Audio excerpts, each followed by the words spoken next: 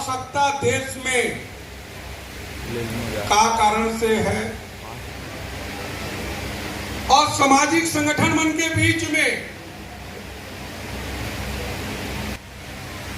सबके बीच में के आयोजन और ये अवसर पर विषय ला लेहे बर सब कर चर्चा करे बर बातचीत करे बर वन नेशन वन इलेक्शन एक राष्ट्र एक चुनाव के सारा बातचीत ला बताए। आज हमें खर्चा कैसे मिलने वाला है, राजनीतिक संगठन ला एक लाभ कैसे मिलने वाला है, हर होने वाला है, ये सब विषय में अपन करे।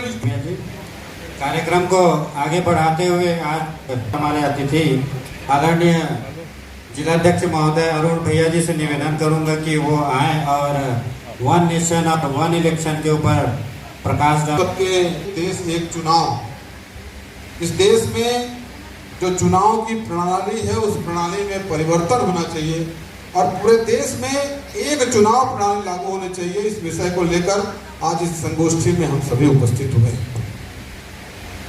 एक देश एक चुनाव ये भारत के लिए कोई नया विषय नहीं है। आप सबको जानकारी के लिए मैं बताना चाहूंगा कि जब भारत में निर्वाचन की प्रणाली प्रारंभ हुई और पहले चुनाव हुए 1952 में, 52 के चुनाव में पूरे देश में एक साथ विधानसभा और लोकसभा के चुनाव हुए थे और भारत के संविधान ने भी बनाते समय संविधान निर्माताओं ने भी सोचा था कि ये प्रणाली आगे चलते रहेगी। 1952 के चुनाव हुए एक साथ हुए, 1957 के चुनाव एक साथ हुए, 1962 के चुनाव भी एक साथ और 1967 के चुनाव भी एक साथ हुए। मतलब 1967 तक लगातार इस देश में एक साथ चुनाव हुए और एक देश एक चुनाव की जिस धारणा की आज हम बात कर रहे हैं उस प्रकार से शासन चला। देश में 1969 में बिहार के गोला पासवान जी की जो सरकार थी उस सरकार को अल्पमत में लाकर दल बदल कराकर पहली बार इस देश में इसी सरकार को गिराया गया और उसके कारण ये जो धारणा चल रही थी एक देश एक चुनाव की, वो चुनाव की धारणा खत्म हुई और अलग अलग चुनाव प्रारंभ हुए। 1970 की बात करें तो 11 महीने पहले लोकसभा की चुनाव इंदिरा गांधी ने करा दिया और उस दिन से लोकसभा के चुनाव और विधानसभा के चुनाव अलग अलग प्रारंभ हुए, जो कि देश के लिए बड़ा घातक महसूस हो रहा है। आप लोग सबने महसूस किया होगा कि इस देश में 12 महीने चुनाव रहता है। कभी किसी राज्य का चुनाव रहता है, कभी किसी राज्य का चुनाव रहता है, कभी लोकसभा के चुनाव रहते हैं, कभी विधानसभा के चुनाव रहते हैं और इन चुनावों के कारण भारत के जितने भी प्रशासनिक तंत्र हैं और भारत के जितने साधन हैं वो लगातार खर्च होते रहते हैं। हमारी समय भी खराब होते हैं, विकास कार्य भी अवरुद्ध होते हैं और हमारा काम भी प्रभावित होता है। इन सभी विषयों को सोचकर जब 2014 में इस देश में माननीय नरेंद्र मोदी जी की सरकार बनी तो उनके ध्यान में यह विषय आया कि यदि इस व्यवस्था को भविष्य में नहीं सुधारा गया तो ये खर्च और बढ़ते जाएंगे और देश का जो विकास है वो रुक जाएगा और 12 महीने चुनाव होते रहेंगे।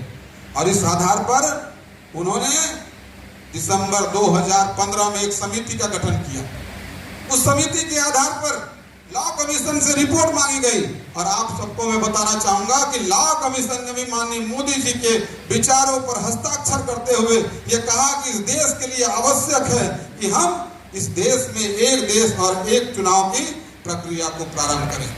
जब लॉ कमीशन की रिपोर्ट आई तो उस दलों की बैठक में भारतीय जनता पार्टी तो इस बात के लिए सहमत थी कि देश हित के लिए एक देश एक चुनाव होना चाहिए, पर इस देश के सबसे बड़ा विपक्ष जो कांग्रेस है और कांग्रेस के जो सहयोगी जो राज्यों के दल हैं उन्होंने इस बात का विरोध किया कि इस देश में एक देश के लिए एक चुनाव की आवश्यकता हुई और इस कारण से ये मामला लगातार आज तक 2024 तक आज तक फंसा हुआ है। और आम जनता को हम ये बताना चाहेंगे भारतीय जनता पार्टी किस सोच के साथ था। एक देश एक चुनाव की आवश्यकता नहीं है और उसके विस्तृत क्यों आवश्यकता है, क्यों इस देश के लिए आवश्यकता है, इसके लिए मुख्य वक्ता जी हमारे विजय भी आप सभी को बताएंगे। मैं आपको बताना चाहूंगा कि दिसंबर 2024-20 में गठित रामनाथ कोविंद जी की समिति ने मार्च 2024 में पूरे प्रतिवेदन को इस देश में प्रस्तुत किया और 18,826 पेजों का एक रिपोर्ट प्रस्तुत करते हुए कहा कि इस देश के 5-4 विषय हैं। इस देश की आर्थिक विकास के लिए, इस देश की समृद्धि के लिए, इस देश में हमारी सुचारू व्यवस्था चल सके, इसलिए इस देश में एक देश एक चुनाव की आवश्यकता है। और उस समिति ने भी माननीय मोदी जी के विचारों को स्वीकारोक्ति प्रदान की और काम करना प्रारंभ किया। एक संयुक्त सचिव समिति को सौंप दिया गया और ये काम आज तक लंबित है, जो कि इस देश की सबसे बड़ी आवश्यकता है। केवल भारत एक ऐसा देश नहीं है जहां एक देश एक चुनाव की प्रणाली लागू होने वाली है। मैं आपको बताना चाहूंगा कि विश्व में 7 ऐसे देश और भी हैं जहां एक देश एक चुनाव की प्रणाली लागू है। हम स्वीडन की बात करें, हम फिलीपींस की बात करें, हम जापान की बात करें, हम दक्षिण अफ्रीका की बात करें, हम बेल्जियम की बात करें, हम जर्मनी की बात करें, हम इंडोनेशिया की बात करें, इन देशों में ये एक देश एक चुनाव की प्रणाली लागू है। और इस कारण आज वहां 3 या 4 महीनों में चुनाव की प्रक्रिया पूरी हो जाती है और लगातार वहां पर विकास के काम बाकी समय में चलते रहते हैं। हम सभी भारतीय जनता पार्टी के कार्यकर्ता हैं, नगर के बैठे हुए प्रबुद्ध जन हैं। मैं एक बात आप सबसे यहाँ पर पूछना चाहूंगा, क्या इस देश में एक देश के लिए एक चुनाव की आवश्यकता है या नहीं है? आप हाथ उठकर बताएंगे कि इस देश में एक चुनाव की आवश्यकता है कि नहीं? यदि इस देश में एक चुनाव क्या है, मैं साथ ही उन 67 पंचायतों के पंचायत बधाई देना चाहूंगा जिन्होंने अपने पंचायतों में इस बात का प्रस्ताव किया कि हम सब मिलकर इस बात का निर्णय करें, इस देश के हित के लिए एक देश एक चुनाव आवश्यक है। और उसके लिए मैं हमेशा तैयार रहूंगा, अपने गांव को जागृत करूंगा। और इस देश में जब तक ये विधान लागू नहीं हो जाएगा, मैं आराम नहीं लूंगा। इन्हीं बातों के साथ अपनी वाणी को विश्राम के लिए बहुत ही आवश्यक है और ये महामहिम राष्ट्रपति को भी इसमें ध्यान देना चाहिए और अन्य दलों को भी इसमें ध्यान देना चाहिए कि इसको जल्द से जल्द देश में लागू करें। आप सब सहमत बताइए, सहमत हैं? चलिए, बहुत बहुत धन्यवाद। जैसे हमारे मोदी जी जब हमारे छत्तीसगढ़ की बात करें तो 2023 में जब विधानसभा चुनाव का आचार संहिता लगा, उससे पहले कि जब हम किसी कार्यकर्ता या किसी जनता के लिए अधिकारियों के पास जाते थे तो नहीं लगा रहता है आचार संहिता, तो भी बोल देते कि आचार संहिता लगा है, चुनाव में व्यस्त है। इस तरह से 8 महीना लगभग समाप्त हो जाता। तो उसी तरह से 2024-25 में जब तो चुनाव में व्यस्त है, तो हम नीचे तबके तक इस चीज का प्रभाव पड़ता है।